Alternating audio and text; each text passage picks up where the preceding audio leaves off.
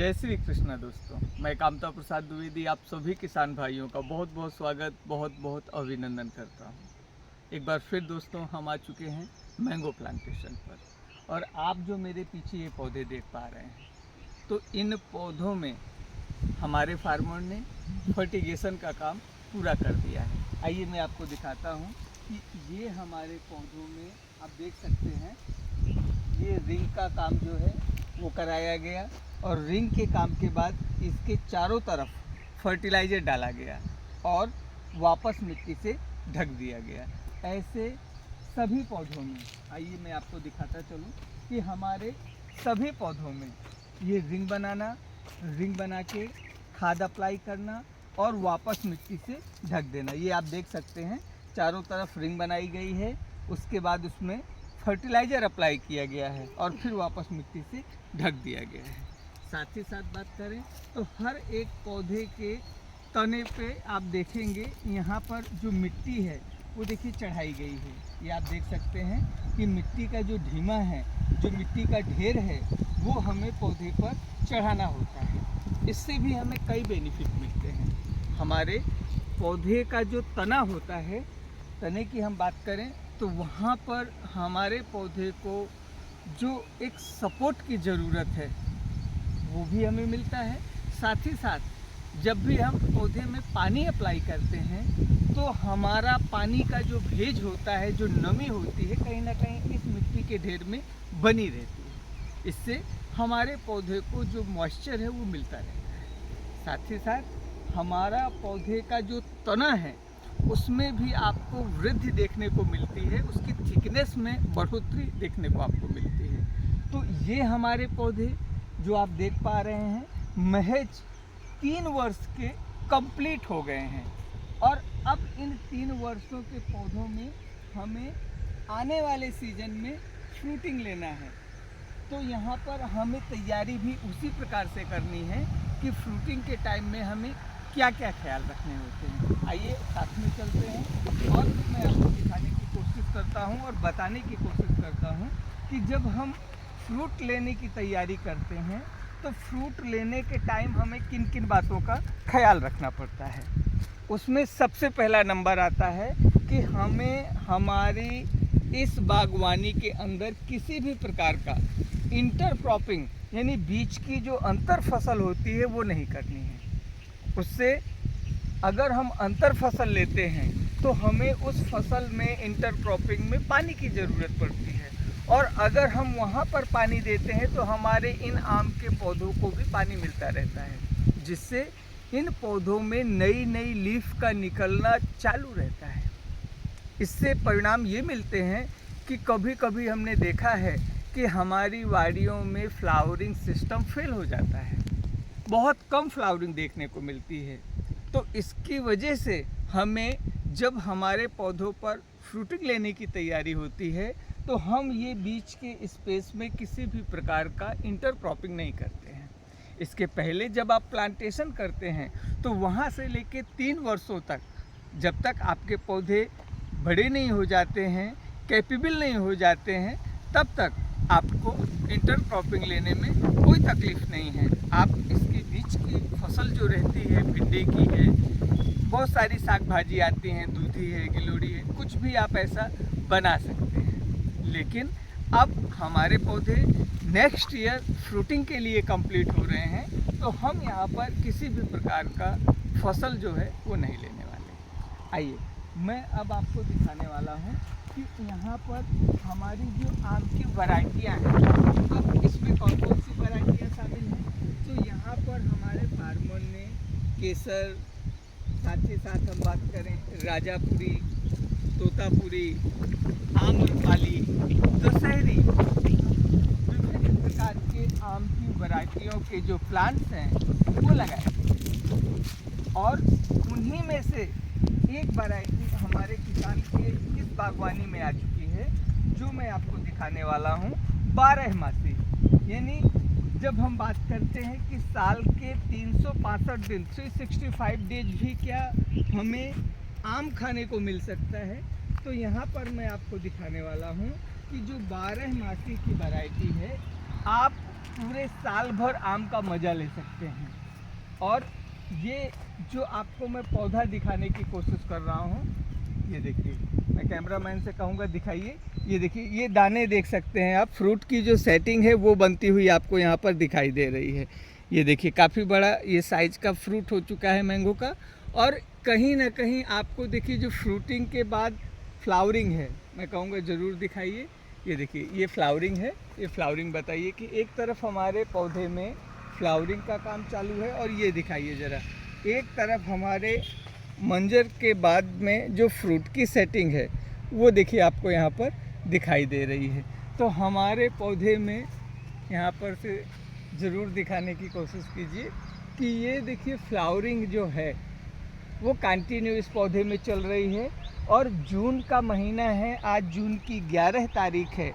तो अगर हम अन्य पौधों में देखें, देखिए ये तोतापुरी का है, और शायद यहाँ पर एक फ्रूट अभी छोड़ दिया गया है। ये देखिए, ये देख सकते हैं, ये एक फ्रूट छोड़ दिया गया है। तो इनमें सभी में फ्रूट्स आए हुए थे, और हमारे किसान भाई ने फ्रूट केवल चेक करने के लिए एक दो सभी पौधों में छोड़ दिया था कि हमारे फ्रूट्स का साइज कैसा आ रहा है, क्वालिटी कैसी आ रही है, इन सब विषयों को चेक करने के लिए। लेकिन अब हमारे किसान भाई ने डिसीजन लिया है कि हम अपनी इस बागवानी में, चूँकि हमारे जो प्लांट्स हैं, देखिए मैं प्लांट्स की बात कर रहा हूँ, तो मैं वो भी आपको दिखाने की कोशिश कर रहा हूँ कि हमारे प्लांट्स के तने को देखना है आपको, कि ये पौधों के जो तने हैं काफ़ी अच्छी थिकनेस आ रखी है। देखिए यहाँ पर भी प्लांट्स है, और चूँकि इन प्लांट्स में इतना लोड था तो यहाँ पर कटिंग की गई है। मैं वो भी आपको दिखाने की कोशिश कर रहा हूँ कि ये देखिए ब्रांचों को यहाँ पर ये देखिए कट किया गया है।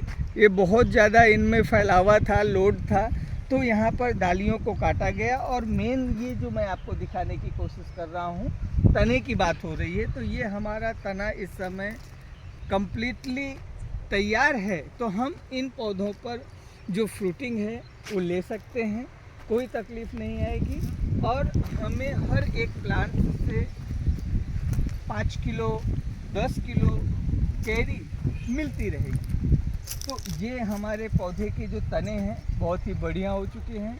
पौधे में कटिंग का भी काम जो है वो पूरा हो गया है, जिससे बरसात के दिनों में नमी और वावाजोड़ा की वजह से हमारे जो पौधे हैं वो आंधी तूफान से पड़े नहीं। अब बहुत सारे किसान भाइयों के मन में सवाल होते हैं कि सर, हम बागवानी कर रहे हैं तो हमें हमारी बागवानी में क्या क्या सावधानी रखनी चाहिए। बहुत सारे किसान भाई सवाल पूछते हैं कि सर, हमारी ज़मीन कड़क है, कठोर हो गई है, उसके लिए हमें क्या करना चाहिए। तो उसका भी मेरे पास एक ही जवाब है कि आप अपनी कड़क और कठोर ज़मीन को सुधारने के लिए जैविक खादों का, देसी खादों का प्रयोग करें, जिससे आपकी ज़मीन फलद्रुप और मुलायम हो जाएगी। कुछ लोगों का ऐसा भी सवाल रहता है कि सर, हमारी ज़मीन का पीएच बढ़ा हुआ है, इसको कैसे मेंटेन करें। तो पीएच बढ़ने के पीछे भी कई कारण आते हैं, जैसे कि पानी में टीडीएस का ज़्यादा होना, दूसरी बात लगातार रासायनिक खादों का प्रयोग करना, जिससे भी हमारी ज़मीन का जो पीएच है वो डिस्टर्ब हो जाता है। तो कई ऐसे कारण हैं जिससे हमारे ज़मीन का पीएच बिगड़ जाता है, और हमारा पौधा हमारे द्वारा दी गई खुराक को, फर्टिलाइज़र को ले नहीं पाता है, अपडेट नहीं करता है, वो फर्टिलाइज़र वैसे ही पड़ा रहता है। जैसे एक टाइल्स पर आप अच्छी उन्नत किस्म के बीज डाल दीजिए, और उसमें अच्छी खादों का आप जो डाई पोटाश सल्फेट डालते हैं उनका प्रयोग कीजिए, फिर भी आप देखेंगे कि आपका रासायनिक खातर कुछ भी काम नहीं करेगा, क्योंकि जो उसके नीचे का फड़ है वो कंक्रीट का हो गया है, टाइल्स के ऊपर आपने ऐसा किया हुआ है। ऐसे ही हमारी ज़मीन टाइल्स के जैसी कठोर और कड़क हो गई है। अब उस पर हम कितना भी अच्छा फर्टिलाइज़र क्यों ना दें, कितने भी अच्छे उन्नतशील किस्म के बीज क्यों ना डालें, उसका कोई भी परिणाम आपको दिखाई नहीं देगा। तो मेन वस्तु है हमारी ज़मीन। हम हमारी ज़मीन को फलद्रुप कैसे बनाएं, उसके लिए जैविक खादों का इस्तेमाल करना है। ज़मीन के पीएच लेवल को कैसे मेंटेन करें, उसके लिए भी हमें जैविक खादों का प्रयोग करना है। पौधे को ग्रोथ में कैसे लाएं, पौधे की पत्तियों के कलर को कैसे हरा भरा करें, कैसे क्लोरोफिल बढ़ जाए तो हमारी पत्तियां डार्क ग्रीन हो जाएं, उसके लिए भी जैविक खादों का प्रयोग करें। और अपनी बागवानी में कम हो रहे प्रोडक्शन को कैसे बढ़ाएं, उसके लिए भी जैविक खादों का प्रयोग करें। तो विभिन्न कारणों को ध्यान में रखते हुए जब आप जैविक खादों का प्रयोग करते हैं तो आपकी खेती बहुत ही अच्छी हो जाती है। आज यहाँ पर हमारे सभी पौधों में फर्टिलाइज़र डाल दिया गया और वापस मिट्टी से ढक दिया गया है। अब हमें मानसून की तैयारी में रहना है। जैसे ही मानसून सक्रिय होगा, बरसात आएगी और बारिश का पानी हमारे प्लांट्स को, हमारी ज़मीन को मिलता रहेगा। और बारिश के बाद अगला प्रोसेस अपने मैंगो फार्मिंग में क्या करना है वो मैं आपको टाइम टू टाइम अपडेट करता रहूँगा। साथ ही साथ बहुत सारे हमारे किसान भाइयों के फ़ोन आते हैं कि सर हम आपकी जिम्मेदारी पर अब दवा डालेंगे। तो ऐसा नहीं है, आप अपनी जिम्मेदारी खुद लीजिएगा, खुद आपको अपनी जिम्मेदारी से काम करना है। हाँ, अगर आपको कहीं पर भी तकलीफ़ समझ में आती है कि सर आगे का स्टेप हमें क्या करना चाहिए, उसके लिए मैं आपको ज़रूर गाइड करूँगा। लेकिन अगर आप ये चाहते हैं कि आपकी वाड़ी को मैं देखूँ, मैं संभालूँ, तो ऐसा पॉसिबल नहीं है, क्योंकि मेरे पास हज़ारों फ़ोन आते हैं और मुझे खुद इस बात का ख्याल नहीं रहता है कि मुझे किसको कौन सा दिन पूरा हो गया है दवा बतानी है। इसलिए आपको अपनी बागवानी की सुरक्षा, अपनी बागवानी की देखभाल ये खुद करना है। आपको सीखना पड़ेगा, आपको दूसरों पे डिपेंडेंसी नहीं रखनी है। जब आप सीखेंगे आपको अनुभव आएगा और वही अनुभव आपके आने वाले सालों में बागवानी में आपके लिए बहुत मददगार साबित होगा। दोस्तों, मैं कामता प्रसाद द्विवेदी नेक्स्ट वीडियो में फिर मिलूँगा। तब तक के लिए नमस्कार, जय हिंद।